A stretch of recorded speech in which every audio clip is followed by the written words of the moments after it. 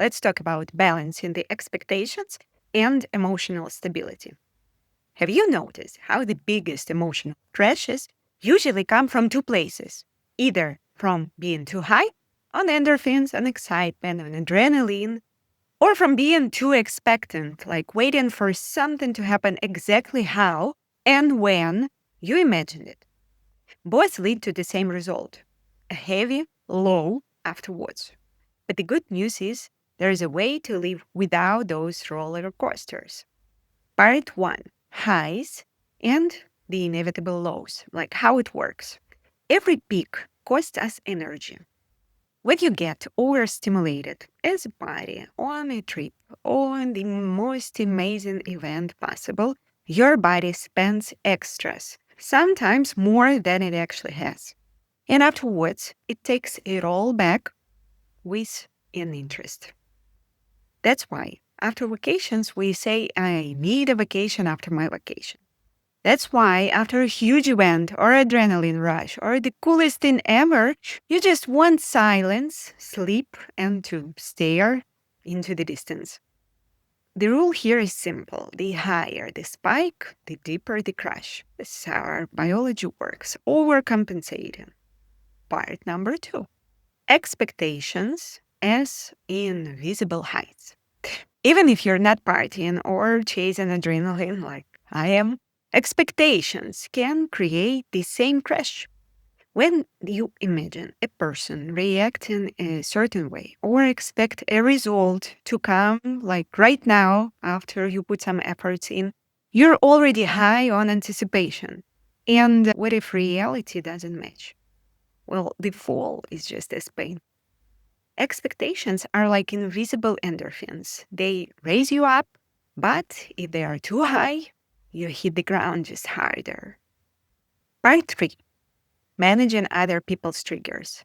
Sometimes those highs and lows are not even about us, but about other people we deal with. Well, someone shines, grabs your attention, pulls you into their energy. You laugh too hard, admire too much, invest too much into this other person. And then afterwards, you feel drained. The antidote? Well, don't become their fan. Stay in the observer mode, curious, but not overwhelmed, engaged, but not dependent. When you're in control, not they control you. When you keep your own center, you don't burn your energy just to match theirs. And paradoxically, they respect you for that even more. Part four, letting go and staying aligned. Well, how to stay balanced. One, notice when your energy or expectations are climbing too high. Not that it is something bad about it. There's something to pay for that afterwards. So, number two, just pause when you notice that. Don't push the reality to fit your fantasies, your imaginary world, your perfectionism. That all makes sense if the reality aligns and you make it so. Three, let go of must happen now. Three, let go of must happen. That's an extra pressure. Four, realign with what you truly want, not what your past self imagined, not as a fixed picture. Realign with the direction and follow it.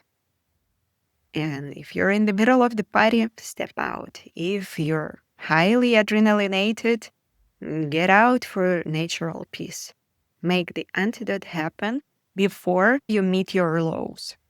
This way, you're no longer hostage to peaks, crashes, or other people's moods.